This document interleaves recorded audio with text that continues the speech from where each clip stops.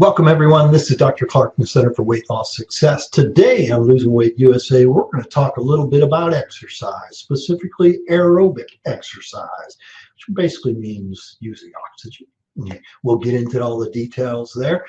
Fairly simple concept, basically it's get your heart rate up, but we'll go into a little more details on that.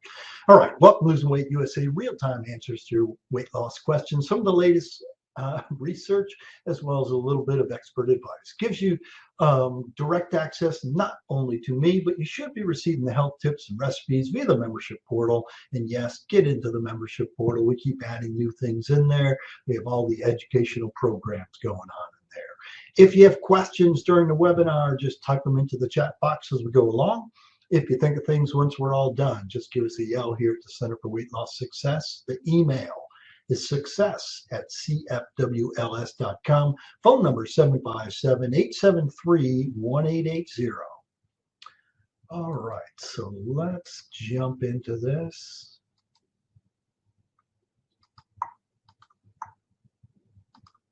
There we go. So again, we're talking about exercise, specifically aerobic exercise, as opposed to anaerobic exercise. Which we're not talking about today. All right, so quality exercise plan should incorporate these three modalities: flexibility and balance. So stretching, working on balance, we lose this as we go along. But then the big categories: strength training and cardiovascular training. So today we're talking more about the cardio side of the whole thing, or what we refer to as aerobic exercise. Back in the 80s and 90s, back when, if you remember that or were born in that time, you may have heard about, gee, they're going to aerobics class. Well, that's what they're talking about. It's basically anything that gets your heart rate up. Aerobics often were referred to as something that's rhythmic, that gets your heart rate up. All right, so before we dive into that a little further, what's aerobic versus anaerobic exercise? Well, basically when we're talking about exercise, we're talking about getting what we want out of exercise is we're talking about oxygen consumption. And oxygen consumption really falls into three categories: aerobic, anaerobic, or a combination of the two. Right? So aerobic, what does it actually mean? Aerobic means with oxygen, and it refers to the use of oxygen in your metabolic and energy producing processes. So anything that increases the use of our oxygen, then it increases heart rate. If it increases heart rate, it's going to increase our O2 demand, our oxygen demand.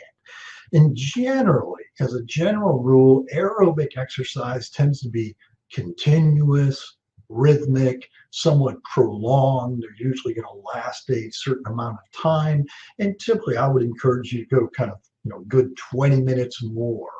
Okay. Anaerobic, on the other hand, means without oxygen. Obviously, we don't live very long without oxygen. So this typically means very short lasting, very high intensity. And what it really is referring to is that the exercise is so strenuous that we can't keep up with the oxygen demand. I mean, we can't breathe enough, fast enough, deep enough to actually supply all the oxygen that the muscles require. And when this occurs, we refer to it as anaerobic exercise, meaning we can't get enough oxygen. So it means that really that oxygen demand exceeds the supply. Okay?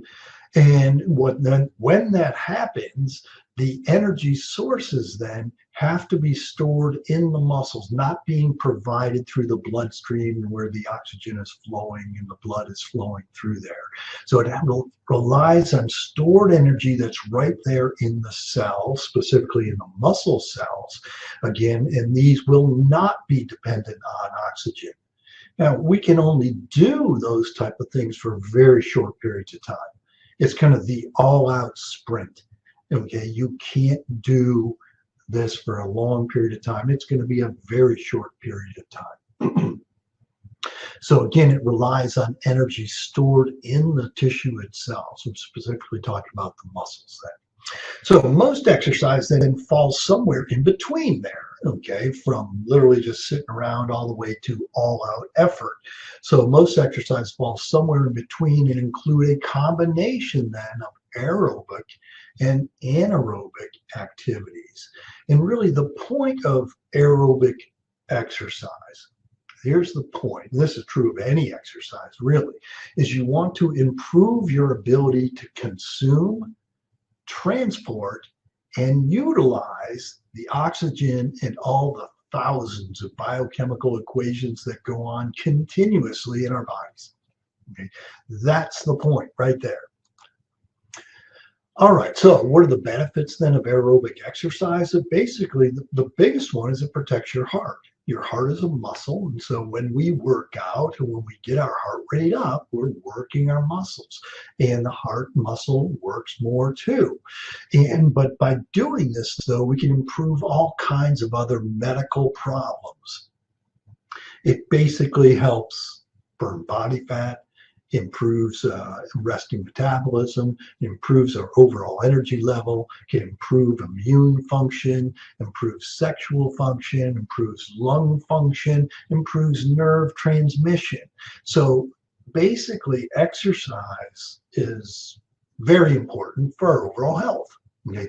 And just to digress a minute here, I know we talk about exercise all the time, but exercise is an adjunct to your diet plan. It's a rare person, incredibly rare person that can actually exercise themselves to weight loss. Not impossible, but actually it's very rare that someone can exercise themselves to weight loss. Weight loss typically has more to do with what we are eating. Exercise is a health adjunct. It makes us more healthy. It makes all of our tissues more healthy. It typically is going to help cardiorespiratory muscles, joints, all these things. So the types of aerobic exercise then is nearly unlimited. It's basically anything that gets your heart rate up. Okay? And typically we think of aerobics as being a continuously, so you're either jogging, biking, swimming, fast walking. When we talk about aerobic class, they're typically doing something in a rhythmic fashion. Dancing can be one of those as well. It's really anything that gets your heart rate up, which we're going to talk more about here in a minute. Now, before I dive into kind of the heart rate thing, I do want to talk a little bit about METs. Okay, and I labeled this slide as METs matter. Okay, now what that really means is that not all exercise is created equal, and each typically uses a different amount of energy. So a way to quantify it, a way to quantify this exercise is looking at METs. METs stands for metabolic equivalence, but it's really a way to quantify how hard an exercise is and how hard you're actually working. So again, METs means metabolic equivalence. It's a shorthand for metabolic equivalence. And a MET, what is a MET? It's a measure of how much oxygen you use in a minute when you are at rest. So a MET, a single MET, is going to be different for every individual. Okay, meaning that, one MET is one MET, but the actual total amount of oxygen that you utilize in a minute while at rest is going to be different between every individual. And it has a lot to do with your fitness level or your age, and lots of different things come into play in that. And it's not an easy thing to measure. Okay, so it takes a lot of specialized equipment to measure this. You have to wear these masks. They have to be measuring kind of how much oxygen you are actually utilizing. And they can do this at rest. And at rest, however much oxygen you use, that's one MET. So an activity that requires, say, 3 times as much energy as at rest would be 3 METs. Okay. So the maximum metabolic equivalence, the METs max, that healthy people can achieve ranges from about 7 to 23. So if you think about that, 1 MET is how much oxygen you utilize at complete rest. Then most of us can get somewhere into the 7 times that, up to athletes, professional athletes, super athletes can potentially get up to 23 times that. And again, a single med is dependent on how much oxygen they utilize. So how much oxygen any one person utilizes in a minute at rest is going to be a slightly different number, but it's going to be 1 med. Okay. The average man or woman, not being judgmental there, no, the average human, let's say that, can usually get up about 5.7 to 10 times their resting utilization of oxygen. So usually 5.7 to 10 mets. Okay. Someone who's really fit may be able to get in the 10 to 15 range. The super athlete, they can get up about 23 mets. That's really incredible. Think about 23 times of what they're utilizing at rest. All right, so obviously that's difficult to measure. Okay, there are ways to do it, but that's very difficult to measure. So what do we typically use then to look at how hard is someone actually working out? How hard are they actually getting their, this aerobic challenge? Okay. Heart rate. Heart rate's probably the best estimate of exercise intensity. The most common formula utilized to look at heart rate and intensity is going to be typically max heart rate is about 220 minus your age. So if you're 20 years old, then 220 minus 20 is 200. That would be about your maximum heart rate. Now, as we get older, we can't do that quite as well. So typically 220 minus your age, as you get to a 60-year-old, then 220 minus 60, 160, then that would be about their maximum heart rate. Now, this is an estimate because there are certainly people at different age groups. There are lots of, if you think about the 20-year-olds, there are some that are very fit and there are some that are couch potatoes. So is that the same for everybody? Then the answer is no. But actually, this comes pretty close and probably within about almost a 10% error, which really isn't too bad. Okay, but 220 minus your age. Again, for that 20-year-old, heart rate max about 200. Now, another way to actually look at how hard is someone actually working out is to look at the perceived exertion scale, or RPE. So the rate of perceived exertion scale, RPE, rate perceived exertion. From literally number 1 being doing absolutely nothing, kind of laying in bed before you got out of bed, basically doing absolutely nothing at rest. And then 10 would be absolute all out. Okay? So if we cannot go any harder than this, and literally typically not go any harder than this, that can only be done for a number of seconds.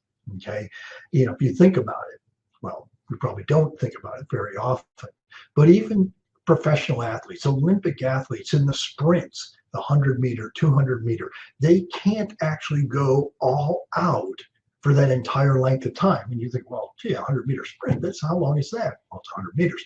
But still, we can't, it's only 10 seconds long. The world's, the world's record, what is it, around 10 seconds, somewhere around there. Anyway, but actually, even these professional athletes, this is what they do. They're world-class sprinters. They can't go all out for 100 yards, for 100 meters. But they do have to coast somewhat. Now, it's coasting really fast, obviously. They can explode in that final trying to get the most out of it. But reality is you can only go all out for a few seconds. You generally have to coast somewhat. Okay. So even when we're working really hard, it truly isn't all out. Okay. So training heart rate then is another good way of looking at that. So training heart rate zones are usually expressed in a percentage of your heart rate max. So again, to keep the math fairly easy, I'm going to say 20-year-old, okay, 220 minus their age, 220 minus 20, 200. That's the max heart rate. So in a warm-up then, typically you're going to want to go 50 to 60% of your max heart rate. So in this instance, it would be between 100 and 120. their heart rate. Most, young people's heart rates usually in the 60, 70 to 80 range. And therefore, okay, if you're warming up, you want to start to get that heart rate going up there, but you don't want to way up there in that high zone yet. So we're working at this warm up zone, 50 to 60% of your maximum heart rate. So then when we start talking about, okay, getting up in higher zones, we often refer to as a fitness zone at 60 to 70%.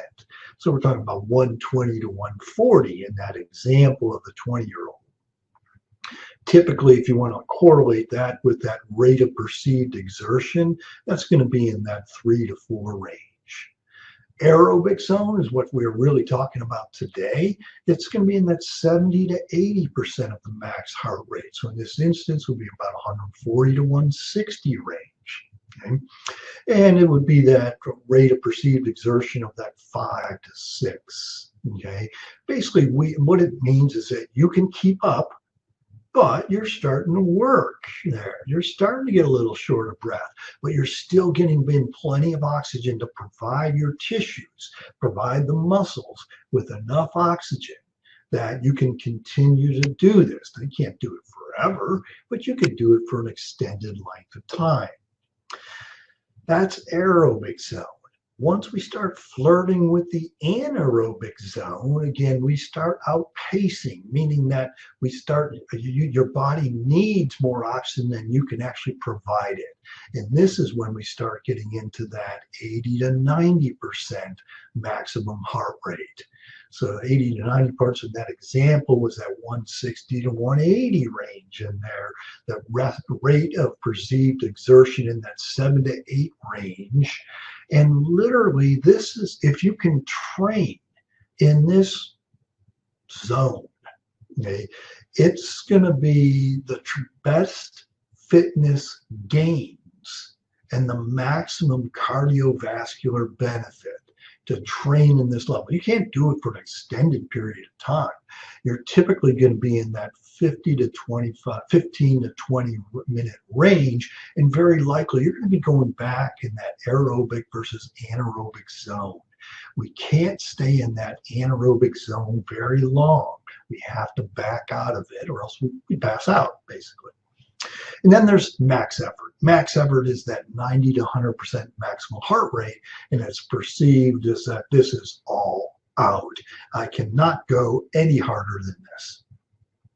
And it really depends, what exercise you do. If you're swimming all out, biking all out, you can only do it for a fairly short period of time.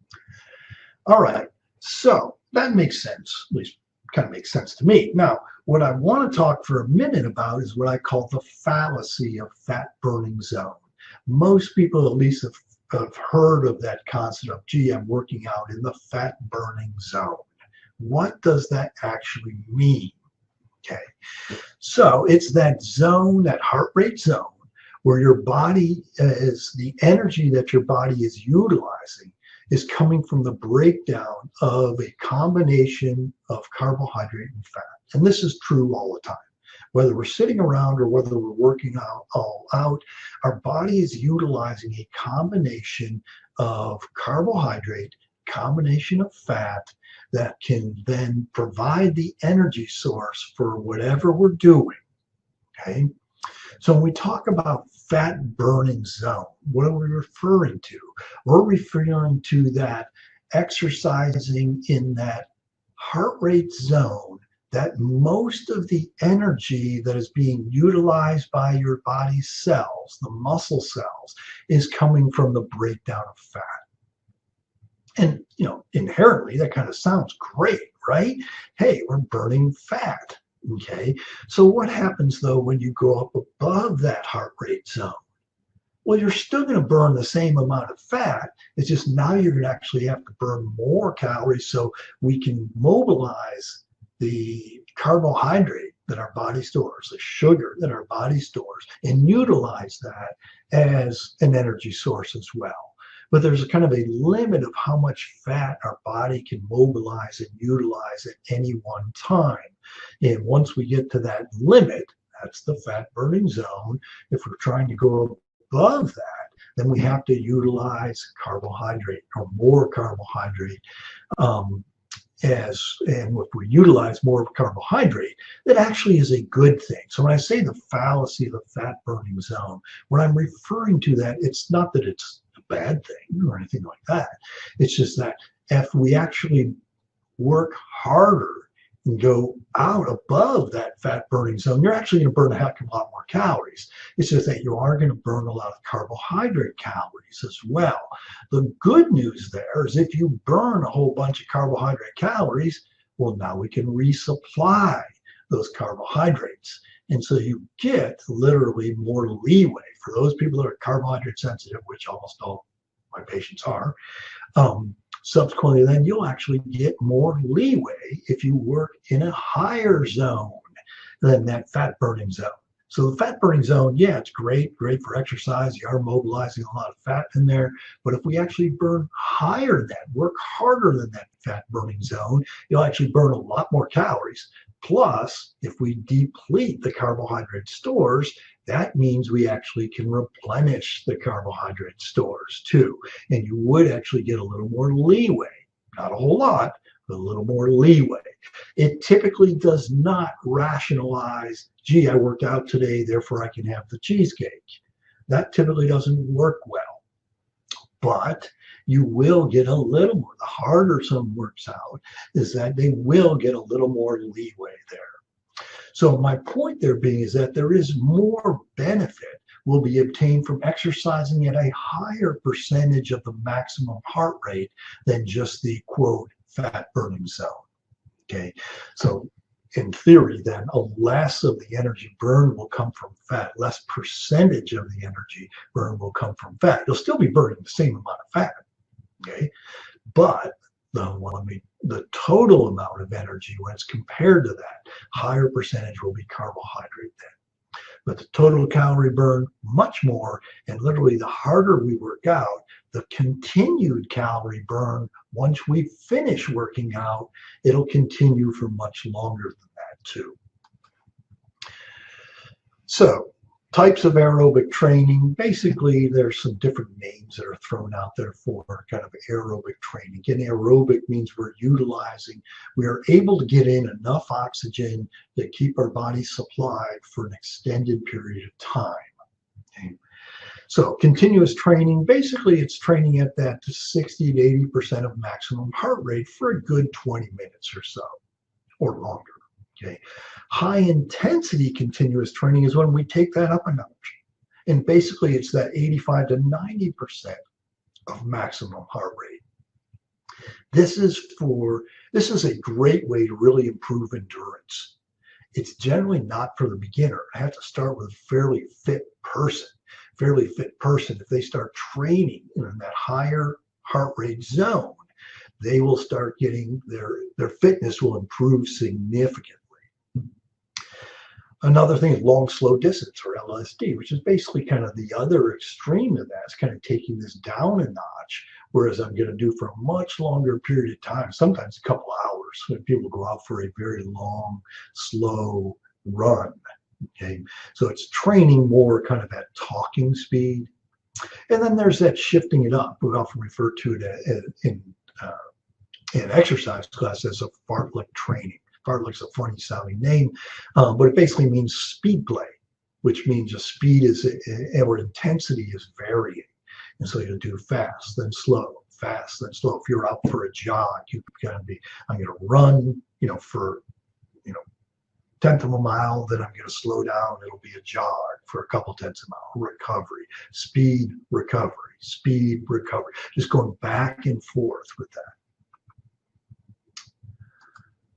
All right, which leads me then into high-intensity interval training. High-intensity interval training is basically, it's gotten a lot of publicity over the last few years, and it can improve physical performance in fairly short, training sessions. And there are some out there, high-intensity interval training, you can get a tremendous workout in 15 to 20 minutes. Okay, and it's not one of those things you really want to dive into initially. So it tends to be very physically demanding. So you want to be fairly fit, but this is a goal to work at, because one of the One of the biggest misconceptions about exercise is that as I get more fit, I need to exercise longer. Okay, that's actually no, it's not true. I mean, it can you exercise longer, but generally, as you get more fit, what you need to do is more exercise shorter and more intense. You need to really bump up the intensity, not necessarily the time that you're doing it. And so once you get to a certain level of fitness, you can improve that level of fitness by shortening your workout. And in shortening your workouts because you bump up the intensity significantly. And so high intensity interval training basically alternates high intensity work, 80 to 90% max heart rate, with recovery periods where you let our heart rate adjust down into that 56, sometimes just 70 to 80% maximum heart rate. So it's kind of going back and forth. And you can get a tremendous workout in a very short period of time. And there are a number of studies now that show that by doing this, you can actually increase your basal metabolism over the following 24 hours after your workout, which is a tremendous thing. So people trying to, hey, can I increase my metabolism? If you do these intense workouts, it actually will increase your metabolism. And for depending on how intense, for up to a good 24 hours afterwards. All right, any exercise, I do encourage people to use the FIT principle. FIT stands for frequency, intensity, time, or type. Okay, so it's TT, FITT. Frequency, intensity, and time. I mean, you could throw in type of exercise too. And I do encourage people, as you get into exercise, is every few weeks, revisit these and change them up. So changing up your exercise routine is always a good thing. And you can do it just by changing the frequency. You can change the intensity. You can change the time that you do it, or you can just completely a different exercise. That's the type of the exercise. So by changing things up, it typically gives you the best workout, the advantage of it. Typically a different exercise is going to work different muscles. So we tend to get caught in routines. I'm as guilty as anybody. We tend to do the same format of workouts. So if you can change that up, and even if it's changing it up from just the intensity that's done of that workout, so you're not necessarily changing a completely different workout, but just changing the intensity or how hard I'm going to do it, how long I'm going to do it. Okay.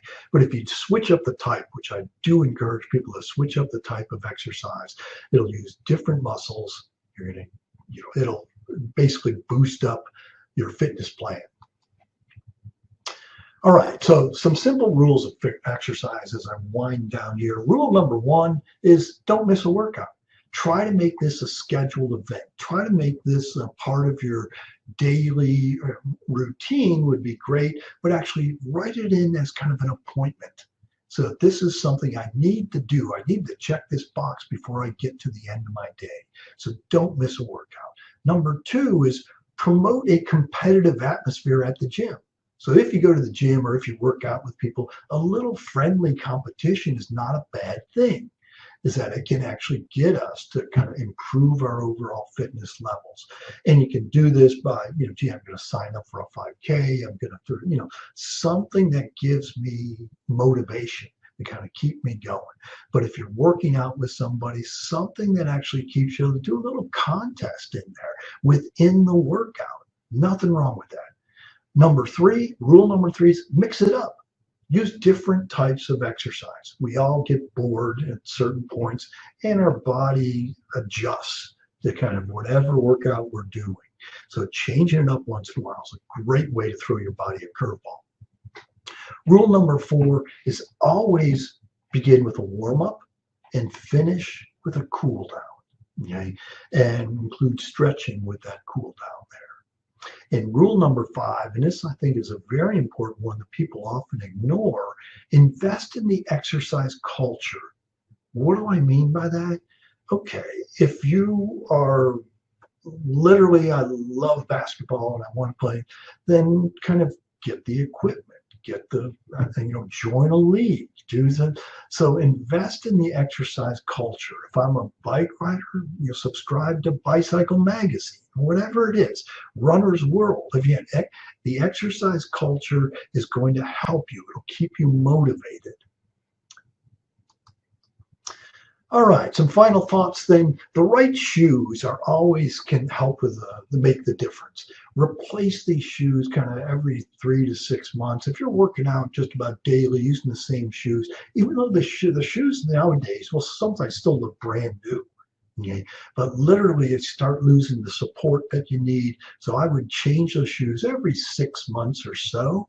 Okay, if you're struggling a little bit, work with a trainer. A certified personal trainer is a great resource especially for getting started. Okay, but also kind of going back and kind of touching base with a personal trainer intermittently in that, hey, I want to take this to the next level. They can help you do that. Bottom line is, don't ignore exercise as part of your weight loss plan.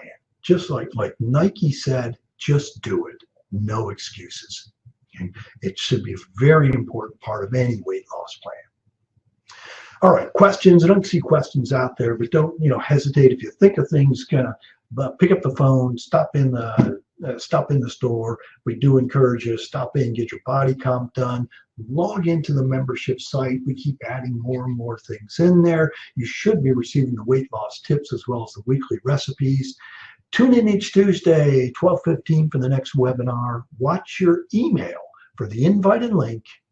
And remember, it's your life. Make it a healthy one. Have a good day, everyone. Take care.